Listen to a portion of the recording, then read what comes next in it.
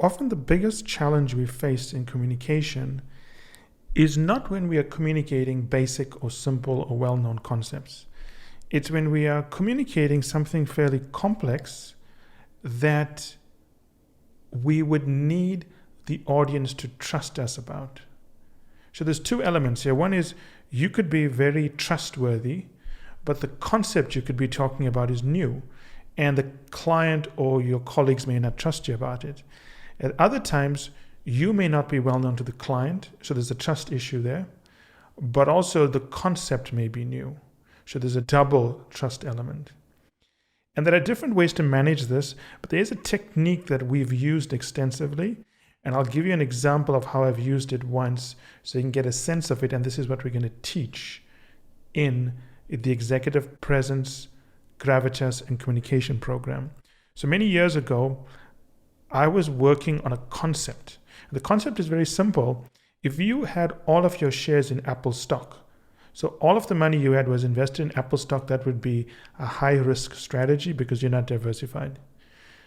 If you put a portion of your stock holdings into another stock or another asset that didn't go up when Apple went up and didn't go down when Apple went down, then we'd say you're diversified. If you put 1%, you're more diversified. If you put 2% into this other asset versus Apple, you're doing better. Maybe 10%, you're doing even much better. But at what point should you stop diversifying? So the point is, adding more diversification is good, but at a certain point, adding more of that particular new asset becomes bad. For example, if you went all the way from 100% Apple to 1% Apple and 99% of your money was in the new asset, you've just introduced another risk.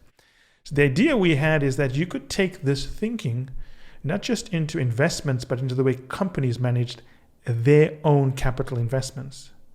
So we could tell companies way before anyone was talking about it that, you know what, if you took a certain percentage of the power you are generating and put in renewables, it would reduce the risk of your generation portfolio.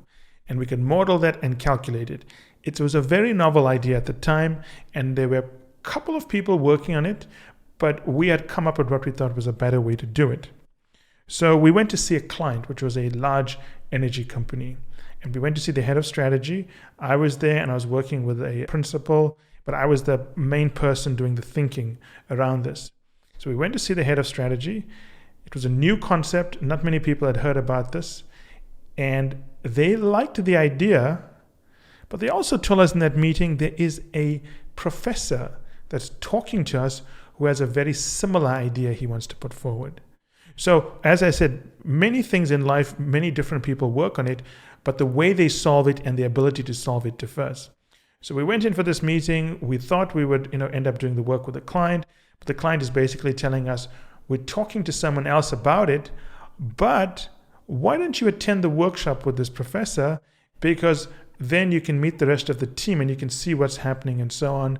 So we went along, and knowing full well that there was another person in his private consulting team that is most likely going to be doing the work for the client. So we went for this workshop, and this pretty famous professor stands up with his second in command, and he's doing a presentation to the head of strategy and the head of strategy's team, and the head of, I think it was corporate finance, and the head of corporate finance's team. So about 12 people in that workshop. And the professor is smart, obviously, because he had independently figured out this by himself, how this problem can be solved for capital intensive assets.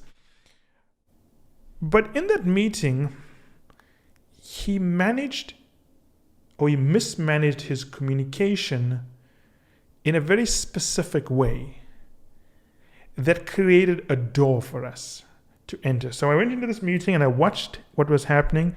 You got a professor who is used to being the smartest person in the room, who is used to telling students what to do. So the light shines on him. He's lecturing. He's doing all of this in public. And in that minute, I realized that we have an opening to do this work.